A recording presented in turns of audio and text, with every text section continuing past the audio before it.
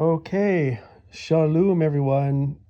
As I mentioned, I was going to do a reading for everyone on Romiyim, Romans.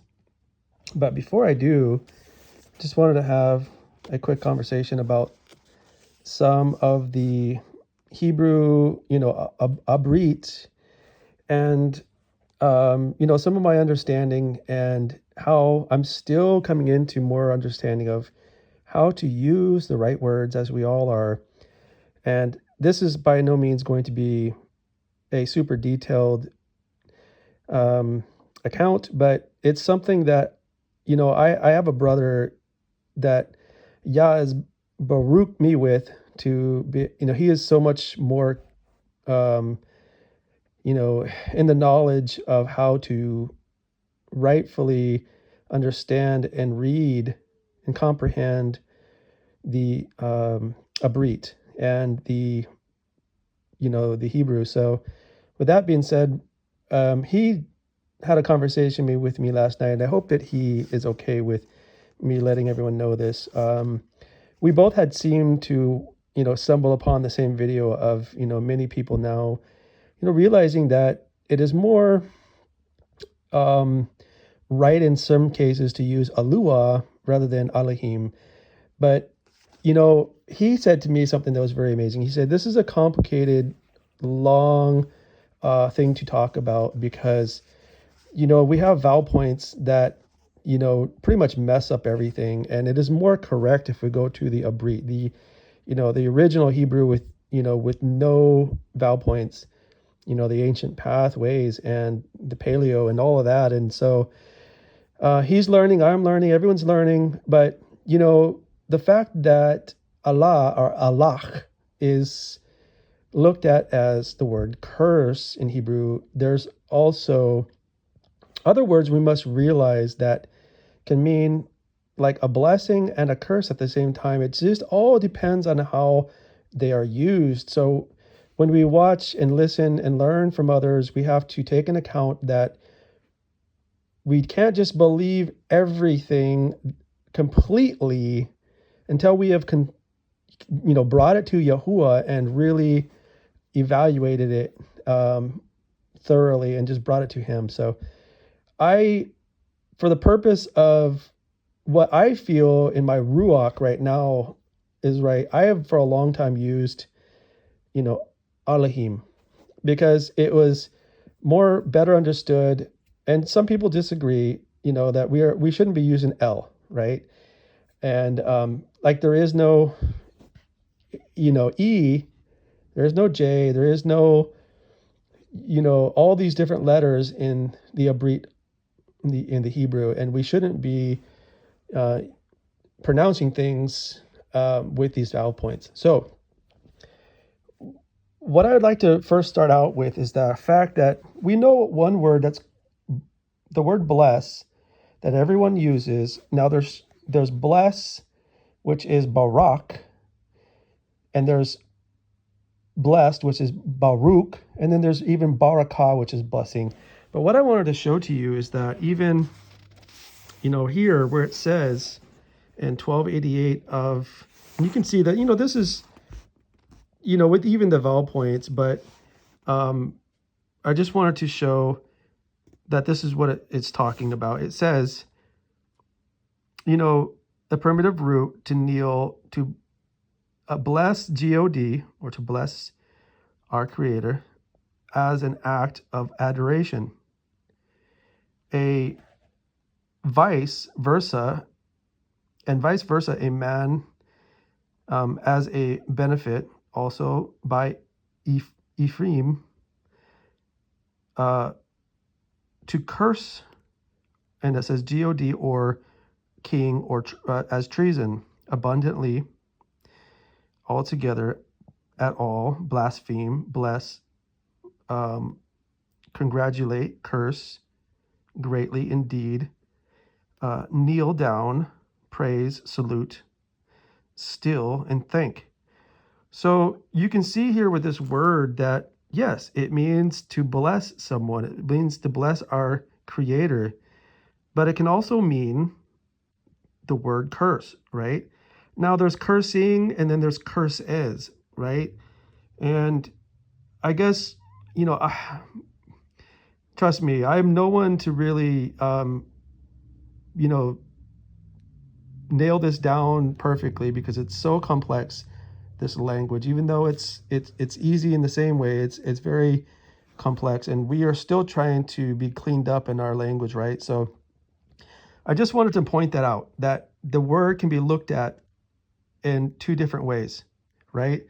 Just like the word or the name, which is spelled differently with a Baraq, Barak, is a bright glittering sword, lightning, you know, like, you know, even the person's name that I'm not going to point out too much, but you know, there's people that carry this name, but notice the spelling differences, right? So now I'm going to turn back to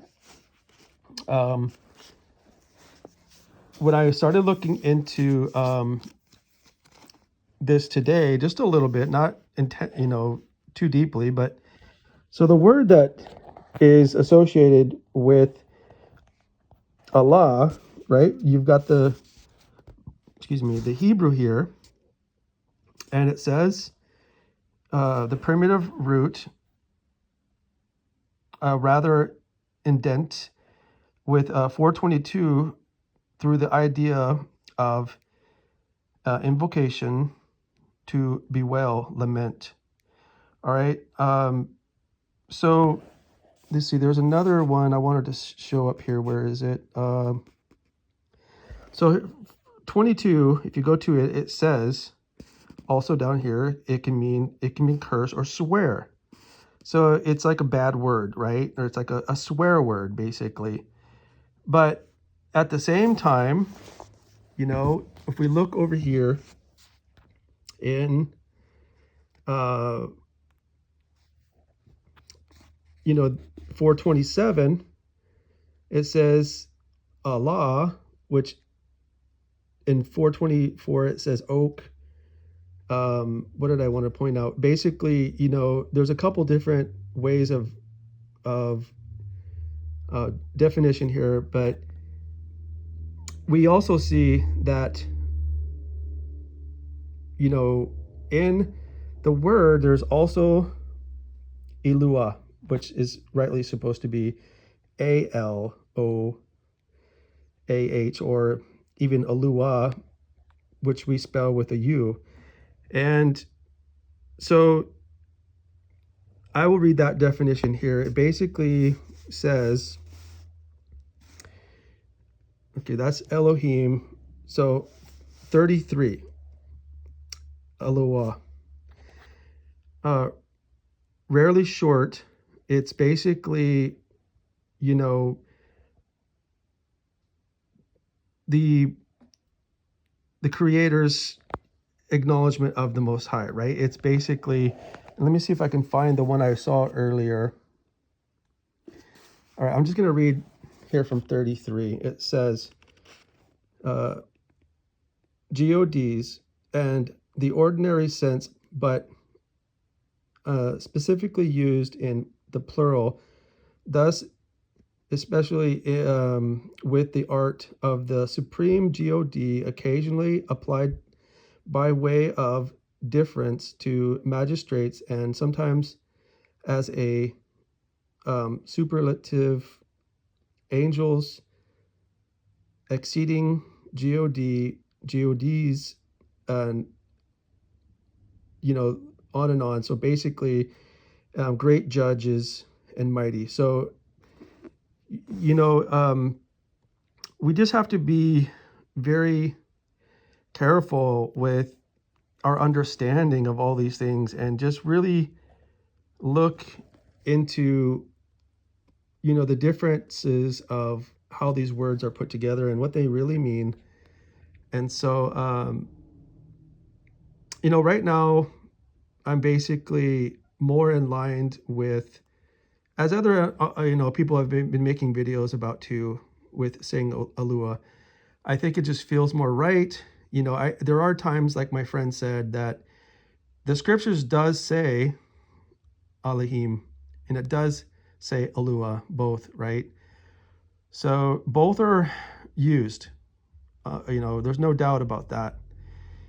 And he can explain this much better. He actually has looked even, the ancient writings, and he can explain this in such a more better detail than I could. And this video is probably not going to do any justice, but I just want to say that, when we look at the definitions of words, we have to understand that they can mean multiple things. Even one word in the scriptures, especially in the Hebrew, that's why I think, like he was saying, it's better for us to go back to the Abrit, because the Abrit, has like a more simplified description of what things are, right? And it just simplifies things so much without the vowel points. So with that being said, I'm going to move now to, and that's so, I just wanted to say that because I wanted to show that, I am, trying to do what's right and clean up myself as far as the words that I use.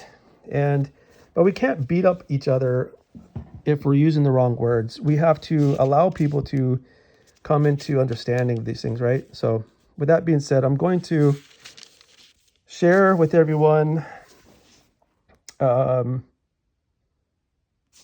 Romiyim 12, and it's just something that's really been in my heart for these times that we're in, with all the differences that everyone has, and with the feasts and when a day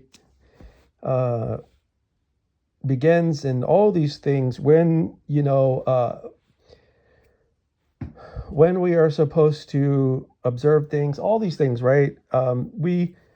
We know that there are so many different things that we differ in, and that's why even like earlier today when I did my little Yom Torah video, we just basically need to have more compassion on people, that not everyone is at the same place, but Yahuwah,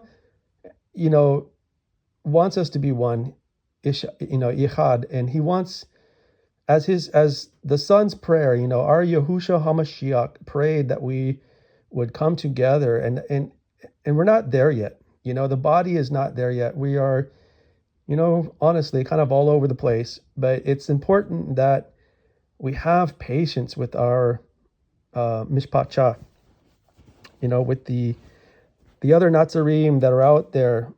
Just everyone is at a different place. Not everyone, but some of us are on, the same kind of understanding. But there's a lot of us that are a little behind or a little bit ahead of one another. So that's just the way it goes, right? We all are part of the body, and we have to learn how to edify one another without, going outside of the right rulings and the laws, the Torah. We want to be in obedience so that we will not do wrong to our brothers and sisters, our Ak and Akuti. So let's read. I'm just doing this on my lap. So anyway, everyone, I wanted to kind of go through this because I think this chapter really is important right now. And sorry for all the wiggling around here, trying to get this right. I call upon you. This is from the TS version, by the way. I call upon you, therefore, brothers Akim, through the compassion of Alua, to present your bodies a living offering, a living sacrifice, Kodash, set apart, well-pleasing to Alua, your reasonable worship. And do not be conformed to this world, but be transformed by the renewing of your mind, so that you prove what is that tube and well-pleasing and perfect desire. Notice, in here that it says, do not be conformed of this world. I think that includes being conformed to the vowel points and all the things that are set out to kind of deceive us. And just the amount of things that we have to come out of are really incredibly, there's just so much that we have to come out of. It's like we have to unlearn so much as we're learning, and that's what's important in these times. Verse 3 says, I say, through the favor which has been given to me, to everyone who is among you, not to think of himself more highly than he should think, but to think soberly, as Allah has given to each a measure of belief. Amunah. Verse 4, for as we have many members in one body, but all members do not have the same function. So we, or if even for that matter, I feel it's okay to say same mind, right? Yet we don't have the same mind. So we, the many, are one body in Mashiach, the members each one of one another. Excuse me.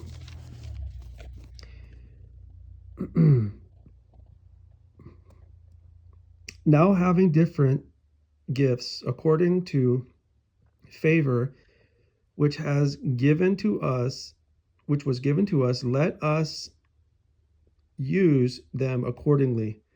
If prophecy, according to the proportion of belief; if serving, in the serving; or he who is teaching, in the teaching; or he who encourages, in the encouragement; or he who is sharing, in sincerity; he who is leading, in diligence; he who shows compassion, joyously. Let love be without hypocrisy. And from my memory, if you look up hypocrisy, it's a wound. It's a staged play, is what hypocrisy means. Some of the definitions for that: shrink from what is wicked, cling to what is good. In brotherly love, tenderly loving towards one another. In appreciation, giving preference, to each other. Not idle in duty, ardent in spirit, ruah, serving the master, rejoicing in the expectancy, enduring under pressure. Wow, enduring under pressure. Continuing steadfast in prayer, imparting to the needs of the set apart ones, pursuing kindness toward strangers. Bless, which is barak, those who persecute you. Barak, and do not curse. Rejoice with those who rejoice, and weep with those who weep. Be of the same mind toward one another. Do not be proud in mind, but go along with the lowly. Do not be wise in your own estimation. Repay no one evil for evil. Respect what is right in the sight of all men. If possible, on your part, be at shalom, peace, with all men. If possible. Beloved, do not revenge yourselves, but give place to the wrath, for it has been written, vengeance is mine, I shall repay, says Yahuwah. Reference Devarim 32:35, which you can go and look at. Verse 20 says, instead, if your enemy hungers, feed him. If he thirsts, give him drink. And when I think of this, I think of the word, give him to drink of the word. For in so doing, you shall heap coals of fire on his head. Do not be overcome by evil, but overcome evil with tubness. So I just wanted to share that. And, I really feel that we're going to have differences. We're going to have, other understandings, but we are to be in right ruling, as the scripture says. Remember, everyone, that we are here to perform and live and do the Torah. This is all about getting this in us so that we would perform all these things and be in right ruling, so that we would become what these scriptures are telling us to become, right? And walking as Yahushua walked. And so with this day of Yom Teruah for me, and for many others out there that follow the same calendar, it's a day of, I think, reflection. It's a day of offering. It's a day of repentance. And especially it's a day of blowing the shofar and warning others of, the things to come, and just preparing ourselves in our hearts and minds, and preparing others as best we can. We set out in these journeys thinking that we're going to just do all these amazing things. And sometimes we are humbled and made meek because, we end up battling so much that we seem to be picking up our own pieces all the time. Like, man, I didn't do so well there, or whatever. But that's the battle. We have to put on the armor every day and just, don't let all this battle and beating, bring you down. But it is important, I feel, in this time to really get intimate and in that relationship with Yahushua, because I think time is growing short, and the world is growing even more wicked each and every day. But we want to be in right standing with him. We want to be, in right ruling and doing right when he comes, So with that being said, everyone, I hope that reading Romans here was beneficial and just, was helpful. So with that being said, I Barak Yahuwah today for all that he has shown me, for the conversation that I had with a dear brother, or a dear Akuti, a dear Ak earlier, not sister, but a dear brother, Ak, earlier. See, we all make mistakes. And it's such a barakah to have, like-minded mishpachah to help us and to talk to. And I think he's going to bring us together more and more as time goes on. Even in our differences, we are, meant to help one another, not beat each other up with what we think is right or what we say is the right understanding, and even that even goes with even, the ones that we call ex-gens and and all the other religions, right? We have to do whatever we're doing in love as much as possible. And if we're just beating on people with the truth, they're just gonna not accept it. And we just need to do this in the right ruach, right? In the ruach of Amat, with Yahusha Hamashiach leading us through all these things. So with that being said, everyone, I love each and every one of you. I kind of just let this video, be what it is, and I'm hoping that it's edifying and beneficial to everyone out there. And you have a right to disagree with anything that I've said here. That's the whole point, is that this is my understanding of some of these things now, and things change. But he has put it on my ruach to call upon him a certain way, and I'm going to use Alua as much as I can, because it just feels more right. But I just don't criticize anyone for whatever they may do themselves. Everyone has their own understanding, and it will all come to, I believe, to be one understanding at some point, right?